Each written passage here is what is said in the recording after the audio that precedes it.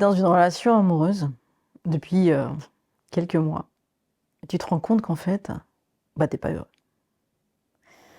Qu'est-ce qui se passe? Tu te rends compte qu'au niveau de ton énergie, c'est pas top, quoi. Ton job, t'es plus motivé, pourtant t'es amoureux. Et c'est quoi le décalage? Qu'est-ce qui se passe? Qu'est-ce qu'est-ce que vient dire pour toi cette relation amoureuse? Déjà, est-ce que c'est une relation amoureuse et comment t'es heureux dedans? Et en fait, bah, tu te rends compte que t'es pas heureux. Pourquoi t'es pas heureux? Ce qui est intéressant, c'est d'aller décortiquer ce qui se passe. Quand je vois la personne dont je suis amoureux, bah, qu'est-ce qui se passe sur le moment où je la vois? Qu'est-ce qui se passe dans ce partage? Qu'est-ce que je donne? Qu'est-ce que je reçois? Et puis après, quand je la vois pas, est-ce que j'y pense en me disant bah, j'ai super envie de la voir, j'ai ce truc tout le temps, ou est-ce que j'y pense en me disant bah, ouais, c'était bien. Tu vois la nuance entre ouais, c'était bien et je la regarde, je bave, quoi. Pas d'attachement physique, mais d'envie d'être avec elle, de partage. Et quand on se quitte, bah, je suis heureux de ce qu'on a vécu, mais je suis heureux de ce qui est à venir. Ou alors, dans cette relation, bah, tu te dis ouais, ok, on s'est vu, ah, c'était bien. Mais, tu vois, le mais. Quand je suis dans une relation et que quand je suis pas avec la personne, je passe mon temps à me dire oui, mais il faut que je fasse attention à la façon dont je vais lui parler. Il faut que je lui dise ça, mais je sais pas comment lui dire parce que j'ai peur qu'elle réagisse d'une façon ou d'une autre. Tout va dans sa direction et son sens à elle, et en fait, moi, je fais que donner, donner, donner, et je ne reçois rien. Alors, la relation, elle n'est pas faite pour que toi, tu reçoives, tu reçoives, tu reçoives, et que, tu vois, la relation, elle ne doit pas être à sens unique, jamais. Mais si à un moment, elle est à sens unique dans le sens où toi, tu donnes, tu donnes, tu donnes, ça veut dire qu'à un moment, c'est intéressant d'aller se poser la question, mais pourquoi? Qu'est-ce qui fait que dans cette relation, eh ben, moi, je donne, je donne, je donne, je donne, je contrôle tout, je fais attention à l'autre, et je ressens bien que l'autre fait pas attention à moi. On n'a pas cette même prévenance pour moi. Qu'est-ce que ça vient toucher en moi? Alors oui, l'autre est pas cool, l'autre machin, et cetera, mais comme je l'aime, je vais faire. Ouais, qu'est-ce que ça vient toucher en moi? Qu'est-ce qui se passe si cette relation s'arrête? Qu'est-ce qui se passe? Bah, je suis triste, oui. Est-ce qu'à un moment, en même temps, je suis un peu soulagée? Tu sais, si tu te dis: «OK, j'imagine, demain, je lui dis: "C'est fini"». Est-ce que je suis que triste, je suis que répandue, que pas bien du tout? Ou est-ce qu'il y a quand même un petit truc où je me dis: «Je suis soulagée»? Et si le fait de te dire: «Ben, si je mets fin à cette relation, je reprends un peu d'énergie», ça veut dire qu'il faut se poser la question de savoir, bah, si c'est bon pour moi ou pas. Parfois, une relation amoureuse, tu peux te dire, «J'ai jamais vécu ça, c'est la première fois que je vis, quelque chose d'aussi fort». Mais, et dans la relation, s'il y a un mais, sur un début de relation, tu es vraiment en droit de venir te poser la question de savoir si c'est, ce qui est bon pour toi ou pas. Puis après, ce qui est important aussi, c'est de te dire, dans les relations que j'ai vécues avant, j'ai vécu plein de choses. Est-ce que j'ai vraiment fini de traiter ce qui s'est passé dans mes relations amoureuses précédentes? Parce que parfois, ça peut venir faire boule de neige et tu peux venir retrouver des situations dans ce que tu vis aujourd'hui, ou retrouver des personnes qui vont avoir la même vibration, qui vont venir jouer avec toi la scène identique à celle que tu as vécue précédemment, parce que tu n'as pas terminé, tu n'as pas réglé le truc. Qu'est-ce qui s'est passé avant dans cette relation? C'était quoi le schéma de la relation d'avant? Et si aujourd'hui tu retrouves le même schéma qu'avant, c'est que c'est pas réglé la relation d'avant. Il faut retourner voir cette relation, voir, pourquoi pas, la colère, pourquoi pas, le schéma, qu'est-ce qui s'est passé? Qu'est-ce qui a été mis en place et comment, aujourd'hui, je peux régler cette situation d'avant pour pouvoir, vivre bien? Dans une relation amoureuse, dans les, quelques premiers mois, dans la première année, tu es amoureux. Tu as envie de voir l'autre. Tu as envie d'être avec, tu as envie de dormir ensemble, tu as envie de partager, tu as envie de rigoler, tu as envie de bosser ensemble, tu as envie de tout partager avec l'autre. Si l'autre te dit: «Bah, ouais, tiens, moi, j'ai pas super envie, là, de partager ça et puis là, j'ai besoin de temps et puis, là, j'ai besoin d'un petit peu d'espace», est-ce que c'est ça que tu veux toi dans la relation? En fait, ce qui est important dans une relation amoureuse ou autre, quelle qu'elle soit, c'est est-ce que je me respecte dans la relation? Est-ce que je me respecte moi dans la relation que j'ai avec l'autre? Si à un moment tu te rends compte que tu te respectes pas dans la relation, bah, il faut aller se questionner dessus. Même sur une relation professionnelle. Tu es associé avec quelqu'un et tu te rends compte qu'à un moment tu fais des efforts. Alors, que tu fasses des efforts dans une relation, c'est normal. Tu fais des efforts, l'autre fait des efforts, tu fais des efforts, l'autre fait des efforts.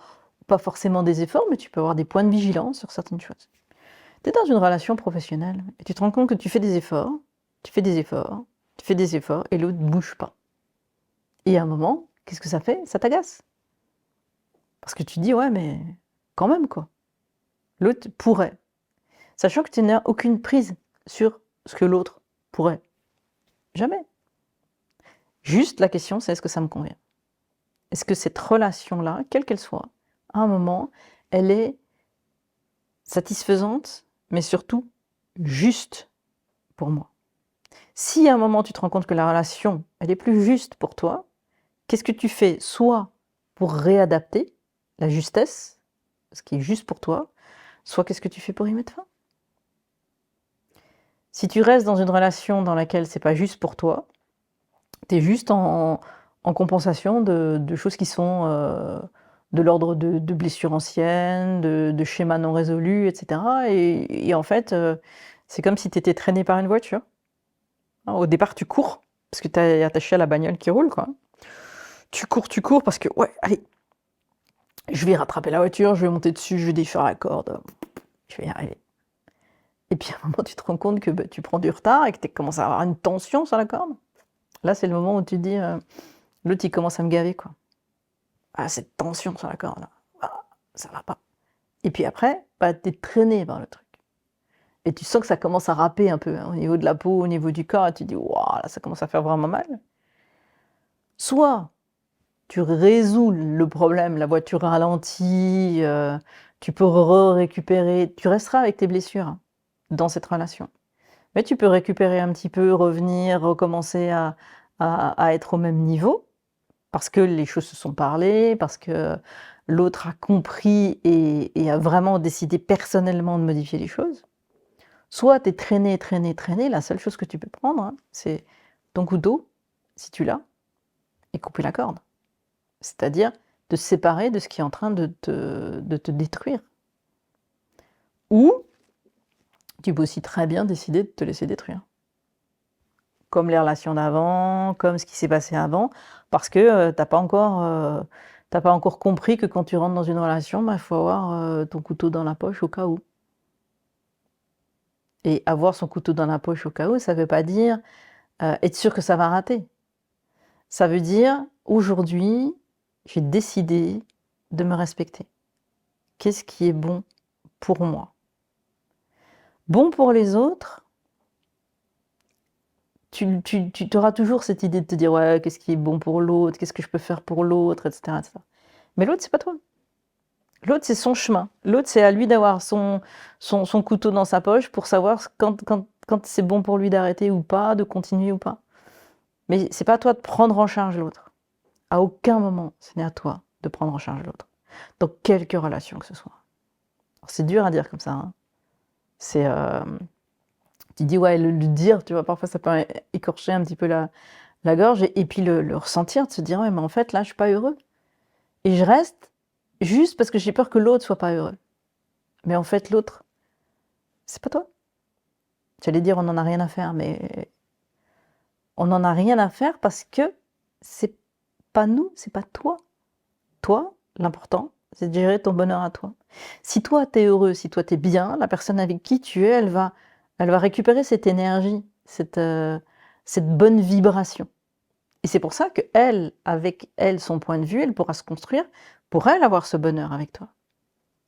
Mais si toi, tu as une vibration lente, lourde, tu es blasé, tu es plombé par le truc, bah, de toute façon, l'autre profitera jamais de cette énergie que tu mets en place toi, et ça ne fera que vous faire descendre tous les deux, quelle que soit la relation. Si toi, tu te respectes et que tu mets en place des choses qui sont bonnes pour toi, ta vibration elle monte, tu as la pêche, tu as envie de te lever le matin, que tu vois l'autre ou pas, que tu t'en fous, tu vas créer le truc, tu vas dire: «Ah ouais, bah tiens là, attends, j'ai ça à faire, puis après on se voit, puis après machin», et cetera. Si ta vibration elle est: «Ouais, je sais pas, et je sais pas comment faire, et puis il faut que je fasse gaffe, et je peux pas lui dire ça, et je dois faire attention». Ta vibration, elle est complètement, plombée, bah, toi, tu es plombé, qu'est-ce que tu fais? Tu es triste.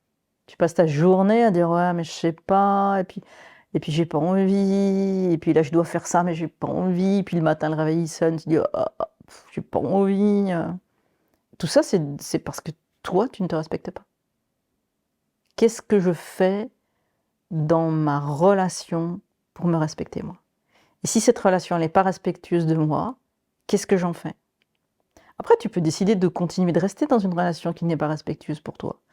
Déjà au moins tu le sais. Après tu peux mettre des choses en place avec l'autre, tu communiques, dis: «Voilà, ben, écoute moi, je t'apprécie, j'ai envie de vivre cette relation avec toi, mais je me respecte pas.